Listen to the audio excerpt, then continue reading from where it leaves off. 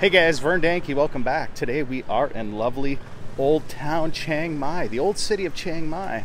So we're going to do a little walkabout and I'm going to talk about my thoughts about Bangkok today. Let's check it out. Hey, Vern. Hey! Is that a little self-love? Or is that a little self-love? It's a nice artwork there, you guys.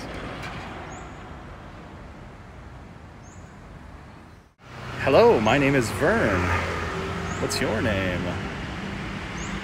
So I came in on a train last night at 4 a.m., got in a little tuk-tuk, went maybe a couple miles in the dark, and came here. So I have no idea what this place even looks like. This is my absolute first walkabout whatsoever. And so what I wanted to do is kind of give you my thoughts about Bangkok. I just left Bangkok.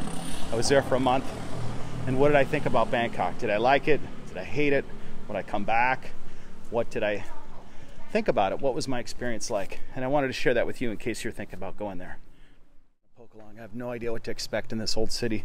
I was told there's an old building up here, and that's kind of what I'm guiding my bearings towards. Is there anything left of the old city? I don't know. And what's it like here within Chiang Mai? So this is the old city of Chiang Mai, you guys. And it's 700 years old. Last I had read, maybe it's 701 now, but in any event, look at this crazy phone booth. That's kind of strange. Haven't seen one of those for a while, huh? What do you do? There's no rotary dial in there. That would really freak people out. So this 7-Eleven's closed. And I was told there was like a little COVID outbreak and a lot of things are closed.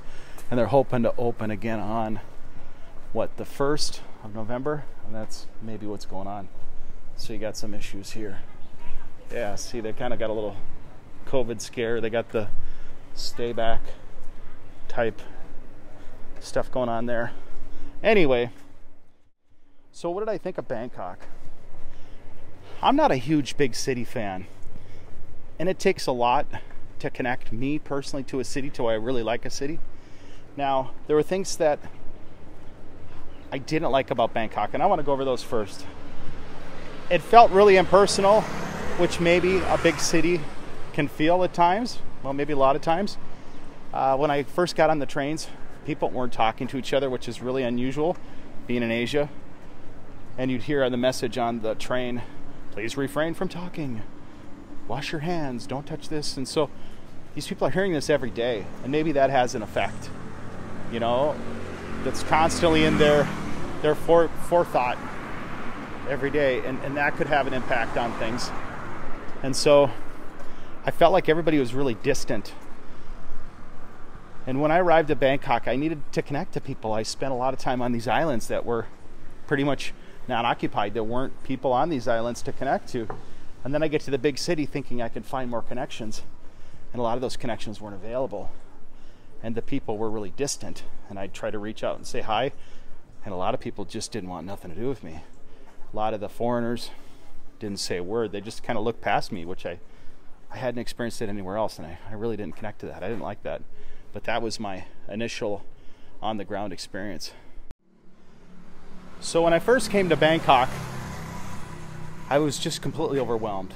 Everything was not really intuitive of where to go, where to find my anchor point within the city. The city's just freaking massive. To their credit, they have a wonderful transportation system. Now, Bangkok is just freaking massive. So to get from A to B to C, you really need to invest a lot of energy. It's not a place where you're gonna just get in here, get in there really quickly. It's like 45 minutes this way, 45 minutes back this way, 10 minutes here, 20 minutes here. It's really an exhaustive city to cover any ground in. And that was one of the things that I found. It literally burned me out within a month just trying to navigate to get content for making these videos. And also, the old city was closed. I really wanted to experience that. I wanted to experience a little bit more in Bangkok that would have connected me to the cultural identity of the area and of the city and the people. And that wasn't available. So that was kind of a negative. And I was trying to go to the positives, but we'll get there in a minute. I just have things come to mind, and I'm running on ADHD, so forgive me for that. So what did I really like? I loved the river. Now, you couldn't get on the river till about 3 p.m. because the boats didn't run. And what I really wanted to do is spend a lot more time on the river, going up and down there, exploring those communities. But the time was so limited, it was hard to do that. If the boats were open in the afternoon, early afternoon, it would have been more advantageous to do that, but it just was not in the cards. So aside from those feelings, what did I think? I really appreciated how well the transit system was laid out. The people were very friendly, very helpful, always directing me toward places to go when I needed a hand or help. They really were awesome in that sense. Now, it was easy to get lost in there because a lot of the signs were in Thai. And if they were in English, some of the translations didn't translate. Well, I'd say 80% of the translations didn't translate in a way that I could pronounce them correctly. So there was that. All right, so I'm told we go past this intersection here, and then it's just past this. All right. It's kind of quiet in here. I kind of like this vibe. It's not too crazy. There you go. So I didn't like that everything was so spread out. It took a long time to navigate through there. And I didn't really care for feeling disconnected with the community. That really kind of gnawed on me for a while, when I really needed to feel connected to people and make those connections. So it's like the city kind of, I felt kind of rejected, dejected, whatever you want to say, but I just didn't feel connected. I was not interconnected, and that really bothered me. So we're supposed to turn right up here. So I really love the river. The river was amazing. The river had its own feel to it. It just was so full of energy. You'd see these barges. This is an Italian restaurant. These barges would pull, 4 barges together would pull 4 huge shipping containers. And then just behind them, there'd be another 4 barges pulling another 4 shipping containers. And behind that would be another 4 barges. It was just like this train of barges. I've never seen that much product being transported anywhere on the earth before. It was really incredible. It was just a sight to see, the energy alone and the motion of how they were pulling all those cargo shipping containers. All right, so what's this here? I don't know, you guys. I'm trying to figure this out as we go. So she said to go right, so we're gonna go right down here. Is it the right way? I don't know, we'll find out. Is it the wrong way? Well, we'll find that out too. All right, cruising right along. So I thought it would be a lot cooler up here. People had said that Chang Mai is up near the mountains and it's cooler. I don't really get a cooler vibe now that I'm here. There's a 15-hour train ride, if that gives you any idea how far it is from Bangkok. Maybe this is it here. Oh, this could be it. Or not. Let's just walk along. That's kind of interesting. So I'd imagine there's going to be a lot of different things in here that have some history. And that's what we're going to try to seek out while I'm here in the old town. We're going to scour this area really well. So back to Bangkok. See, my ADHD's running wild today. I'm in sensory overload. A new place, new energy. Okay. So I love the river. The river was kick butt. If I had any place that I would spend some time on, I would choose to be on the river and experience that more.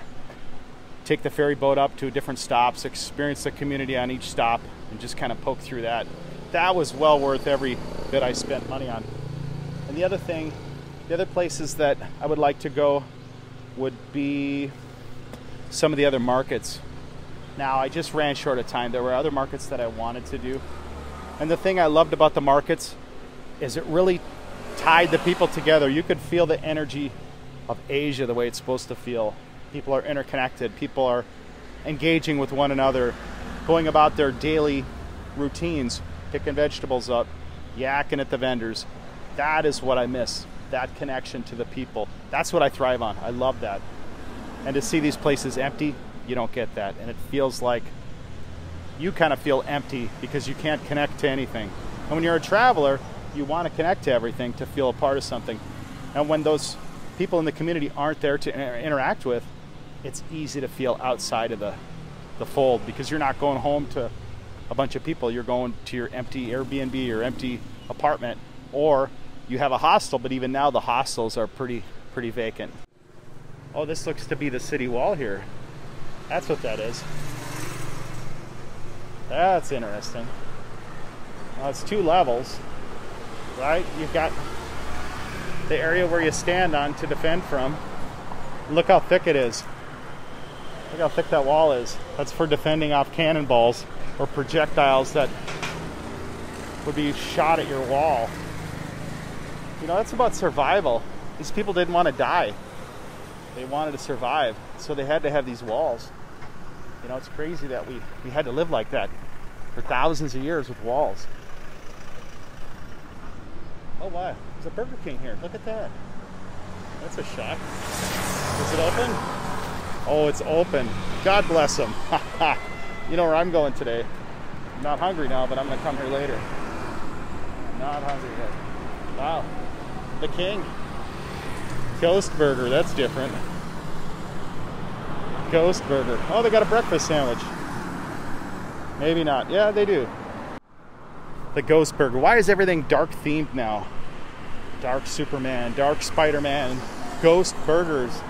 What is going on in this world? What happened to all the heavenly burgers? The good guys. The guys that want to save us from the doom and the darkness in the world. What happened to those characters? Why are they not cool anymore? Why are they not cool? Cruising right along, you guys.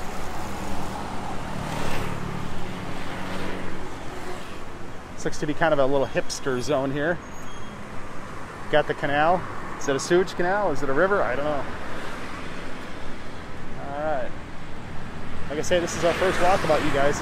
You're seeing what I'm seeing as we see it. There you go, and the scales fell from their eyes. The scales fell from their eyes, and they could see again. Lots of different motorbikes. Here's the scooter style here, you guys. Oh, that's kind of different. It's a rebuilt Honda. That looks kind of nice. Cool. Alright. Now one thing I noticed, there's a lot of different trees here. Not as many palm trees, which I really was surprised. As compared to, say, the Philippines, there's more tree species here. That was a shock for me. I did not expect that. Did not expect that at all.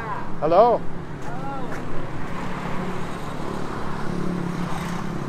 Lots of temples, you guys. We're going to be busy exploring here. Oh, it's off limits too. It's off limits. They're fixing it.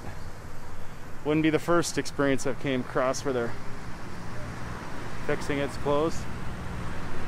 Seems to be the common theme this year. I go to these places and they're closed. Seems to be the common theme. This one might be able. Let's just poke in here. What.com? That's one of the first .coms right there. It's called a .com. No, I'm kidding. I don't know. Let's see what it says. Well, I can't read any of it. Sorry to say.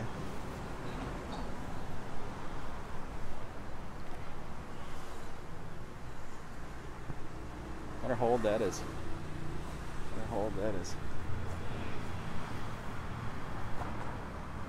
No shoes. Alright, let's take our shoes off here. Let's experience this.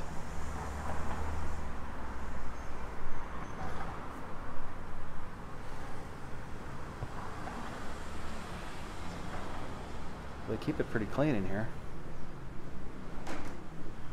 That's interesting, this teak, like a teak style floor.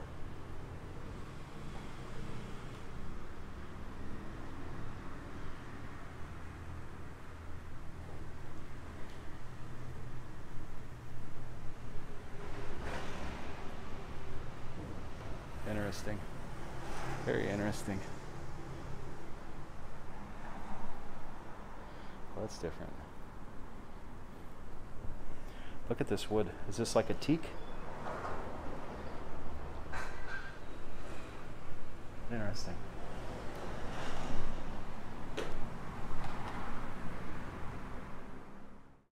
Was it worth it going to Bangkok? Yeah, it was really worth it. It's always worth it when you can experience something new. It just always would have been better having made more connections, having more community available to interconnect with. That would have been really cool. That would have been cool. And in the bigger city, it's harder to find those connections because we're not really taught to say hello to the person next to us. We're not taught to say good morning to everybody like we might be more inclined to do in the smaller towns. And that's why I kind of resonate with that. I don't like a real small town, but I like a medium-sized town where we're still connected enough, but we don't know everybody's business.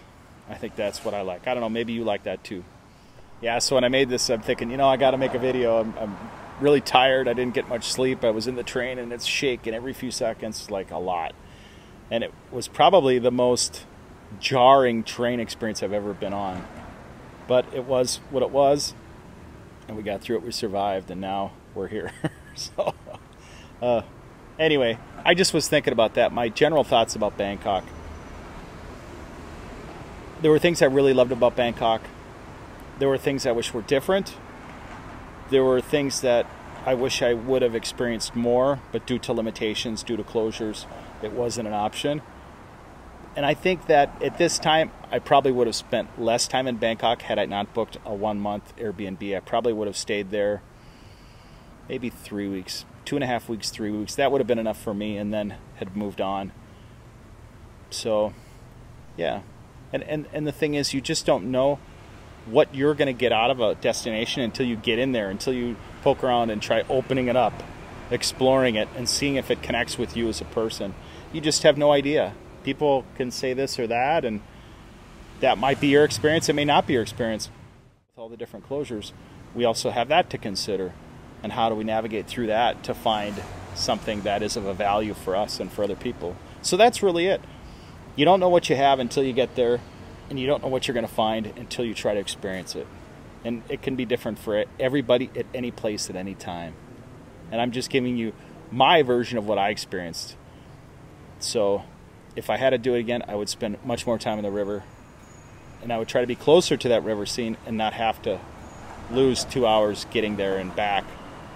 So I would do that. I would spend more time taking night photos. Incredible. Some of the most unbelievable night scenery I've ever seen in my life, and I didn't take advantage of that because of the early curfew, because of being burned out, traveling within a day, trying to make a video within a day, and then not really having the extra energy.